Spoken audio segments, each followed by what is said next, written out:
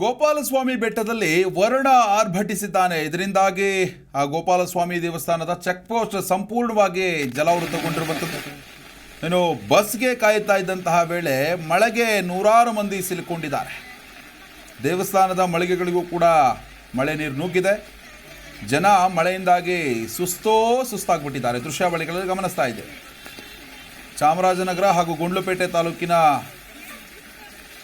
ತಾಲೂಕಿನಲ್ಲಿ ಇವತ್ತು ಉತ್ತಮ ಮಳೆಯಾಗಿರುವಂಥದ್ದು. ಗುಂಡ್ಲುಪೇಟೆ ತಾಲೂಕಿನ ಪ್ರಸಿದ್ಧ ಧಾರ್ಮಿಕ ಸ್ಥಳ ಹಿಮವದ್ ಗೋಪಾಲಸ್ವಾಮಿ ಬೆಟ್ಟದಲ್ಲಿ ವರುಣ ಆರ್ಭಟಿಸಿರುವಂಥದ್ದು ನೋಡ್ತಾ ಇದ್ದೀವಿ ದೃಶ್ಯಾವಳಿಗಳಲ್ಲಿ. ಎಷ್ಟರ ಮಟ್ಟಿಗೆ ಮಳೆ ಬಂದಿದೆ ಅಂದರೆ ರಸ್ತೆಯ ಇಕ್ಕೆಲೆಗಳಲ್ಲೂ ಕೂಡ ನೀರು ನಿಂತ್ಕೊಂಡ್ಬಿಟ್ಟಿದೆ. ಹೀಗಾಗಿ ಜನ ಬಸ್ಗಾಗಿ ಏನು ಕಾಯ್ತಾ ಇರ್ತಾರಲ್ಲ, ಅವರು ಕೂಡ ಸಾಕಷ್ಟು ಹರಸಾಹಸ ಪಡುವಂತಹ ಕೆಲಸ ಆಗಿದೆ, ಪರದಾಡುವಂತಹ ಕೆಲಸ ಆಗಿದೆ.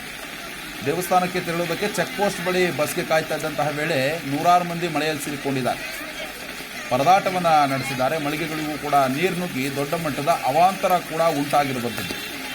ಇನ್ನು ಮಳೆ ನಿಂತಾದ ಮೇಲೆ ಹಿಮವದ್ ಗೋಪಾಲಸ್ವಾಮಿಯ ದರ್ಶನವನ್ನು ಪಡೆಯೋದಕ್ಕೆ ಜನ ಹೋಗಿರುವಂಥದ್ದು. ಸದ್ಯಕ್ಕೆ ಮಳೆಯ ಆರ್ಭಟವನ್ನು ನೋಡ್ತಾ ಇದ್ದರೆ ಇಷ್ಟು ದಿನ ಎಲ್ಲ ಕಡೆಯಲ್ಲೂ ಕೂಡ ಬಿಸಿಲು ಹೆಚ್ಚಾಗಿತ್ತು.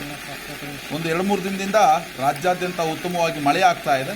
ಬರಗಾಲದ ಛಾಯೆ ಏನಿತ್ತಲ್ಲ, ಬರಗಾಲದ ಕಾರ್ಮೋಡ ಏನಿತ್ತಲ್ಲ, ಅದು ಕಂಪ್ಲೀಟಾಗಿ ಈಗ ಸರಿದಿರುವಂಥದ್ದು.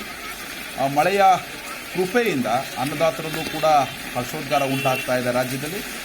ಸದ್ಯಕ್ಕೆ ಹಿಮವದ್ ಗೋಪಾಲಸ್ವಾಮಿ ಬೆಟ್ಟದಲ್ಲೂ ಕೂಡ ಭರ್ಜರಿ ಮಳೆಯಾಗಿರೋದ್ರಿಂದ ಅಲ್ಲಿರುವಂತಹ ಭಕ್ತರಿಗೆ ಸ್ವಲ್ಪ ತೊಂದರೆ ಆದ್ರೂ ಕೂಡ ರೈತರ ಮುಖದಲ್ಲಿ ಮಂದಹಾಸ ಮೂಡಿರುವಂಥದ್ದು.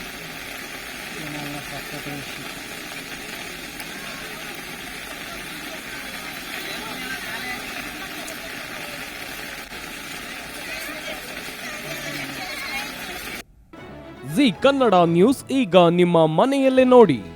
ಎಲ್ಲ ಕೇಬಲ್ಗಳಲ್ಲಿ ಈಗ ಲಭ್ಯ.